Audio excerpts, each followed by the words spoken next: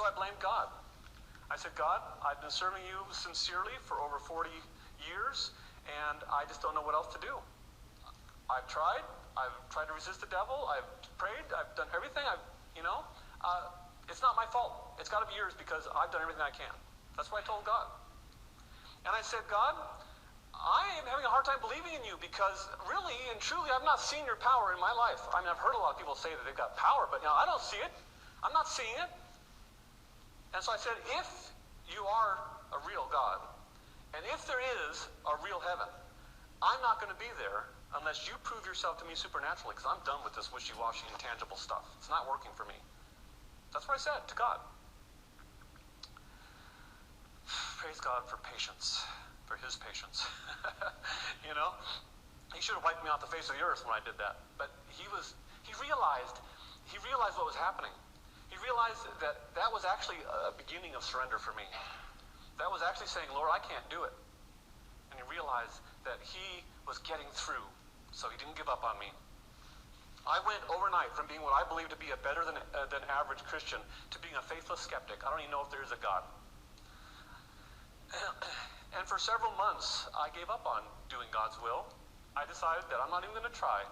I'm going to go the way I want to go. I'm going to do the things I want to do. I'm going to eat what I want to eat and drink what I want to drink and read what I want to read and watch what I want to read and do what I want to do.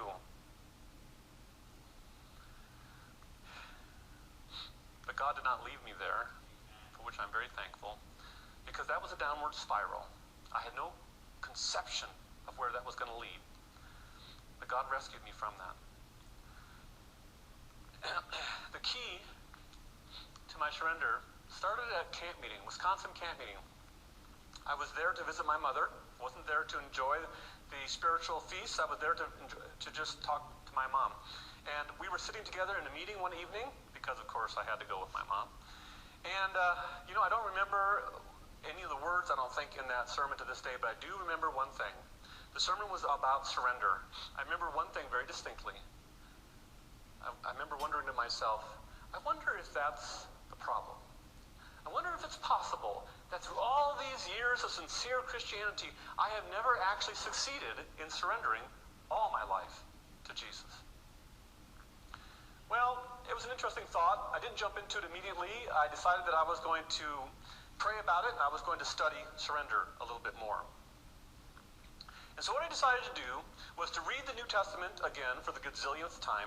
But this time, as I read the New Testament, I was going to ask myself for every passage, what does this passage tell me about surrender? I really wanted to learn about this thing, because I realized that there was something missing, and I think that was it. And so I decided I was going to learn about surrender. So I asked myself, what is surrender? What does it look like in practical terms? How can I become surrendered? How can I know if I am surrendered? How can I stay surrendered? All these questions and more. And you know what I found?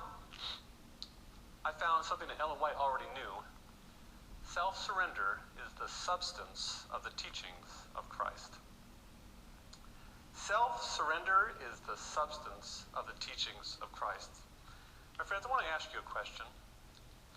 If that's true, if self-surrender is the substance of the teachings of Christ, and if I grew up on Christ's words, reading the New Testament and the Gospels over and over again, how is it that I missed that?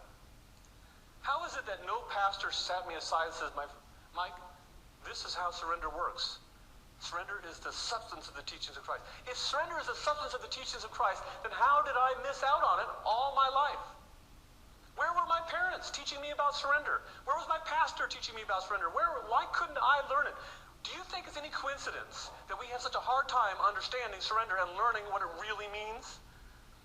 The devil wants to hide this one concept, probably more than any other concept. He doesn't care if we understand that God loves us as long as we don't surrender ourselves to him. He doesn't care if we have great faith in God's ability and his power as long as we don't let him do that in our lives, right? I realized at that point, as I began to study surrender, that I had actually never been converted. I had never given my life to God wholeheartedly. I had always held back a little bit. Many look for a special change to take place in their feelings. This they term conversion. Over this error, thousands have stumbled to ruin. not understand the expression, you must be born again. And that's what happened to me. I had these little open gates in the citadel of my life, and the devil would slither in, and he would undo much of the good work that God was trying, longing, battling to do in me. And so as I began to study surrender, one of the things that I began to realize was that in order to be fully surrendered, it helps to count the costs. Counting the costs means looking at your life and asking yourself, what would my life be like if I really gave God all my choices? And as I looked at my life and looked at the things I did with my free time and looked at the things that I said and read and watched and ate and all this, my life, as I looked at that, I said, wow, surrender is expensive. I'm not willing to pay it. I don't want to give up that. I don't want to give up that. I don't want to give up that. But God kept on pounding away at me, kept on working on me, getting me slowly but surely to the place where I was more and more willing. And I began to think, maybe I need to give God all my choices. And so one of those little bad choices that I knew about, these little open gates in the citadel of my life, was movies. I'm getting extremely practical here. This is my personal testimony. I can do that. It was movies. I have always known that movies were not God's choice for me. That was easy. I knew that they did not meet the standard of Philippians 4:8. Finally, brethren, whatever is true, whatever is honorable, whatever is right, whatever is pure, whatever is lovely, whatever is of good repute, if there's any excellence, if there's anything worthy of praise, dwell on these things. And I knew that. And I tried over and over again to give up movies. I would have a spiritual high on Sabbath morning and give up movies, and by Sabbath night, sundown, my resolutions were as ropes of sand. During this time, God was teaching me about movies and their impact on my life and things. And I think to some extent understood a lot of the bad things that movies were doing to me. I realized that when I watched movies, I was being given unhealthy emotions by those movies. Have you ever watched a movie and felt sad or romantically involved or revengeful or angry in a bad way because these movies make you feel that way? And I knew that when I watched movies, I had a difficult time controlling my snack fingers. The only thing better than watching a movie was to watch a movie and snack at the same time. But some really amazing thing happened was, when I started the movie, I would open the bag and I would take one chip. By the time the movie was over, the whole bag would be empty, and I'd only had that one chip. So, I have no idea what happened to the rest of those chips. Have you ever noticed that? It's kind of hard to focus on what you're doing when you're watching a movie. And so I knew that was bad for me. I knew that watching movies used up large chunks of my time. And I knew, at least at some level, that watching movies made it more difficult for me to enjoy the Bible. Because movies are packed full of action and adventure and drama and romance, and they make the Bible seem bland by comparison, or even real life bland by comparison. I knew that movies were a door that the devil was using to open me up to worldly values and ideas. I knew all these things. And yet, I just couldn't give it up. I tried so many times. But the more I began to study this, the more I began to pray about it, the more I realized that this was one of those choices.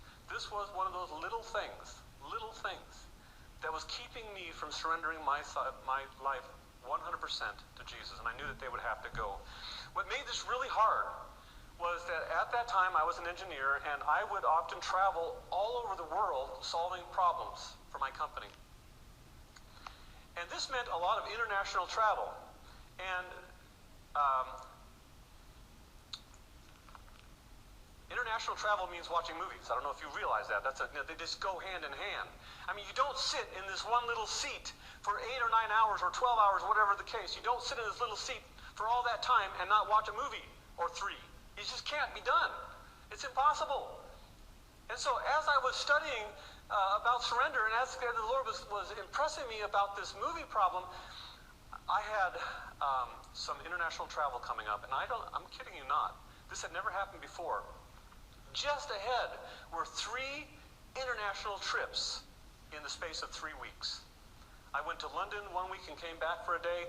I went to Ireland the next week, came back for a day. I went to France the next week and came back for a day. I had 6 crossings over the Atlantic ahead of me.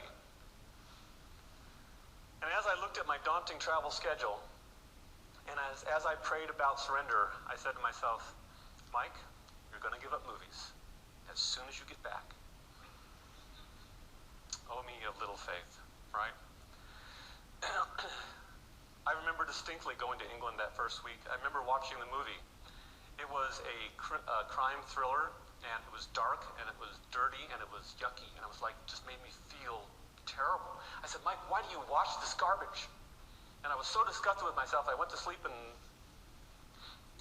didn't watch any more movies. On the way back from that trip, I don't remember what I did, but on the after that experience, I decided that by God's grace, I was going to do at least something to watch less movies.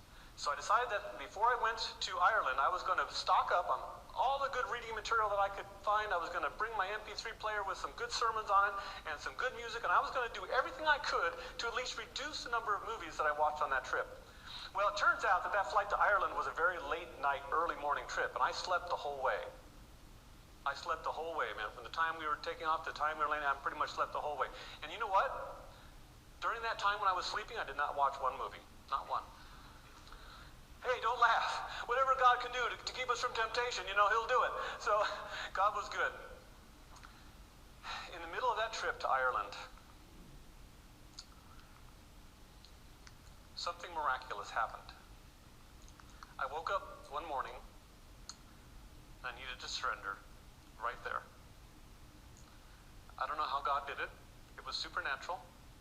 Somehow, some way, he had got me to a place where I woke up one morning and I was ready. Now this was of course a work that he'd been doing for months in advance. But right then I woke up and I said, this has got to be it. I've got to do it. And I wanted to do it, and I was ready to do it. And I realized it was a bad time because I still had 3 trips across the Atlantic, and I said, Lord,